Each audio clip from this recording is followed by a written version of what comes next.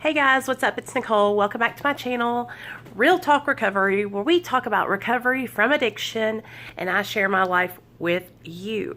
So, I have been having quite a few people request more prison story times. So, your wish is my command. I got you. So, that's what we're going to do today. I'm going to tell you guys a prison story, and I'm just sitting on my bed relaxing, you know how that goes, and I hope you guys enjoy this. Give this video a thumbs up. Go ahead and subscribe to my channel if you haven't already. I love sharing my life with you. I love sharing my experiences with you guys, and I love sharing recovery with you. So together, we're just rocking it over here at Real Talk Recovery, and it just warms my heart interacting with you guys in the comment section. So anytime you have like a request, or you want me to talk about something else, or you want me to go more into detail about something, just comment and let me know, and I will do it.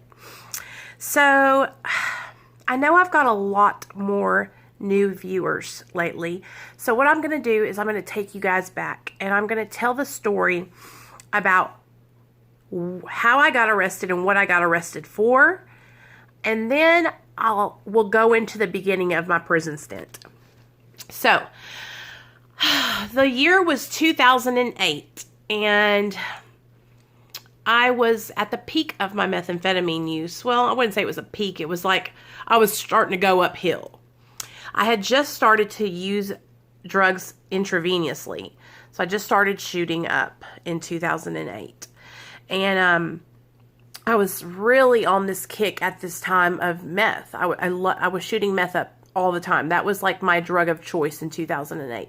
I don't know how you guys are, but when I was in active addiction, my addiction would fluctuate to different drugs in different parts of my life.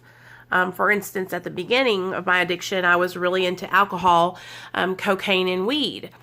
And then towards the, middle, it was methamphetamine. Then towards the end, it was opiates and methamphetamine. So at this time, I was shooting meth, and it was like, you guys, I was shooting a lot of meth, and I would shoot up and I would stay up for days. Sometimes a week at a time I would stay up, and then I would just finally collapse after being so tired. So I'd been on a bender. I'd been up for about 5 days with this guy. We'll call him Q. This guy Q and me. And we were staying at my friend's house, and he was cooking dope. So we were getting free dope, and we were just staying up all night long, partying, getting fucked up, I would stay up and I would draw all night long. I would stay up and I would watch this. He had this TV monitor set up to where we could see everyone that was driving in and out of the driveway, because it was a high traffic area, you guys, and we lived at a dead end. So the way the house was, it was at a dead end, and you had to turn around. It was like a little cul-de-sac, and to get out of there. So it's one way in and one way out, which was not really good whenever he got busted. So anyway, I would stay up all night long just geeking, I don't know if you know. I would stay up all night geeking, like drawing, watching that monitor, pilfering through stuff, just like going through stuff. That they had so much junk in this house, you guys. You could go through like junk drawers of just like, you know how you have a junk drawer at your house? Well, these were like massive junk drawers. So I was shooting a lot of dope. Me and Q went out to my friend's house, right, in town, and the Terry twins were there. And let me just tell you about the Terry twins. These girls were narcs. They worked for the police. They were CI, okay? And the police would pay them in drugs or money to go do things for them. And so I should have known when we got there, but when I was just so high, like I just was high, we were kicking it.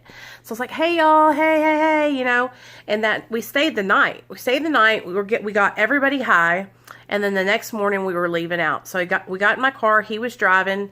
I was sitting in the passenger seat. We were jamming, y'all. The music was up loud. I mean, we were just getting it. And all of a sudden, you guys, I swear to God, it came out of nowhere. We were surrounded by 2 unmarked vehicles, big trucks, black SUVs, and 3 marked vehicles.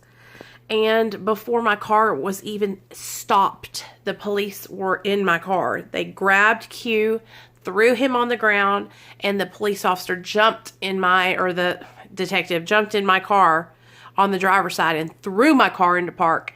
And I was already out on the ground spread eagle.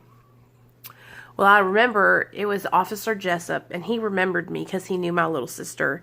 Because when we were little, my sister used to get in hella trouble, y'all. She used to get in trouble for running away. She used to get in trouble for skipping school. She used to get in trouble for fighting chicks at school. I mean, my sister, she was known by the police already. So they were like, DeMayo, what are you doing? You know, and a lot of people in my town had just started figuring out that I was strung out on dope. And I was like, I'm not doing anything.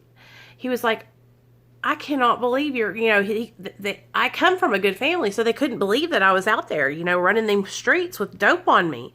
He was like, if I check your purse, if I check on you, are you going to have anything in there, Nicole? Be honest with me. And you guys, I lied like a dog. I said, I don't have nothing. I'm not lying, I swear. Well, he got my purse, you guys, and I had a loaded syringe in my purse. And now I look back on that and I'm like, shit, I should have just told him I had a rig. Because what if he got pricked with it, And he was pissed. He was like, what if I had gotten pricked with that? That's fucked up. And I was just like, I was so strung out and I was so spun that I was just like, that's not even my purse. I don't even know where you got that purse from. And he goes, oh, so this isn't your purse, but it's got your wallet and your driver's license in it.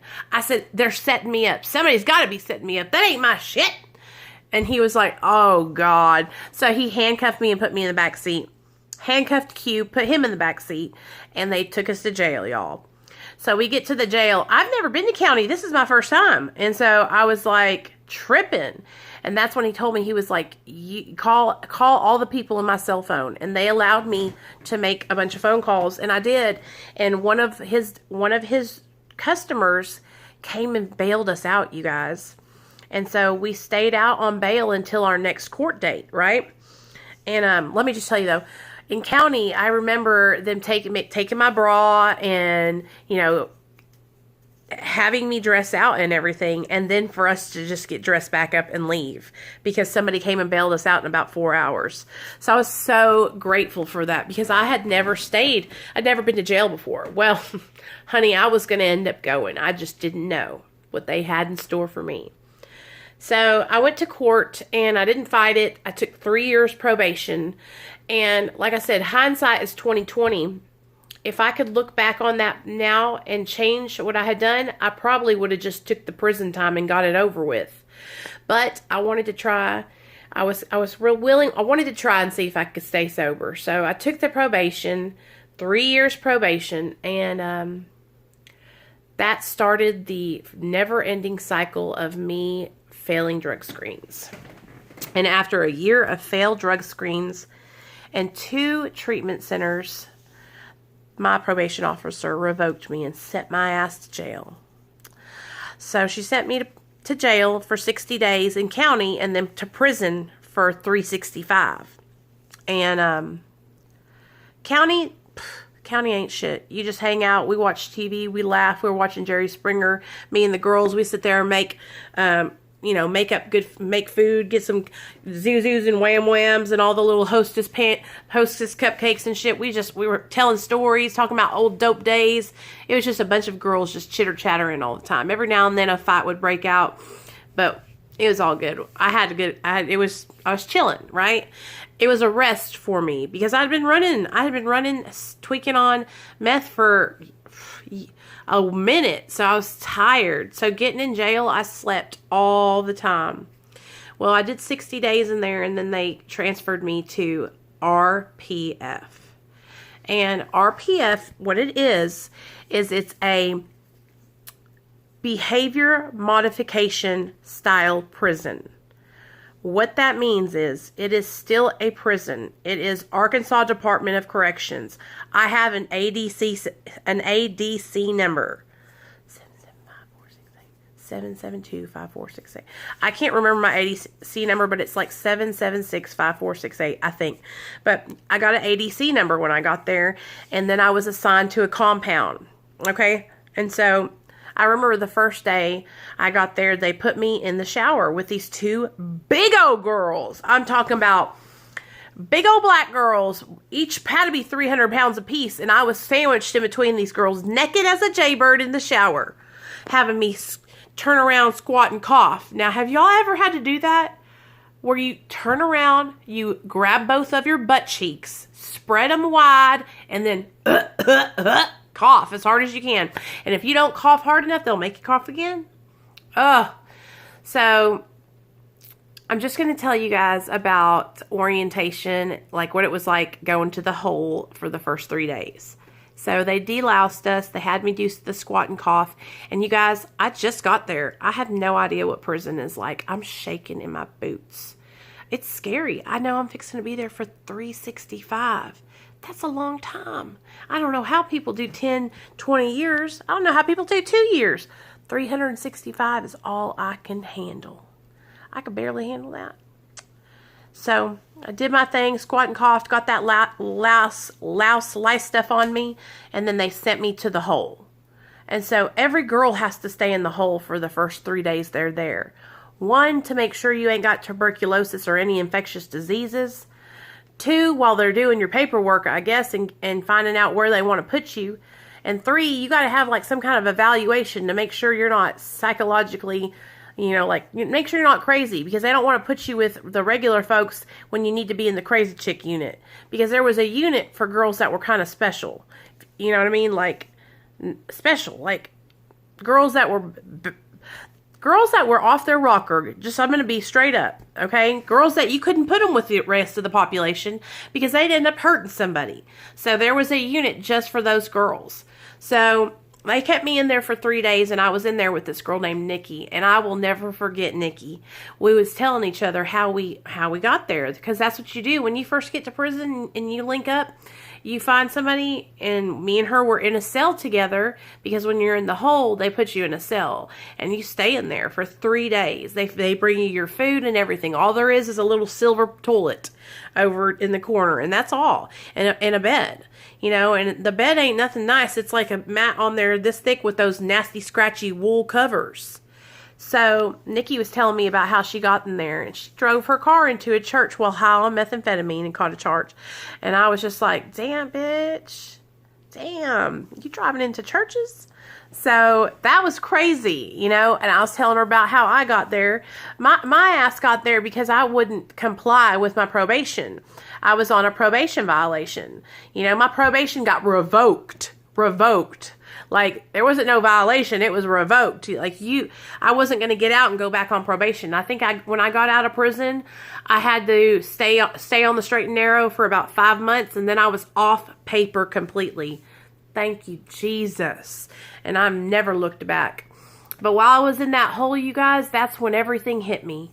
That's when I realized, like, I'm not getting out. I can't call my family. I can't call my mom and dad to have them come get me. I can't get high.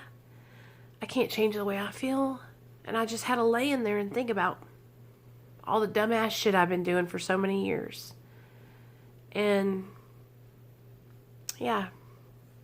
So, in the hole, it's not a fun place to be, but it's where I was at for 3 days, and so I made the best out of it. That's one thing that I've always learned is that, and I've always done, is that I try to make the best out of any situation. So, I love you guys, and we're going to continue this story time. Tomorrow, I will upload the second part, and I will tell you guys what it was like when I got out of the hole.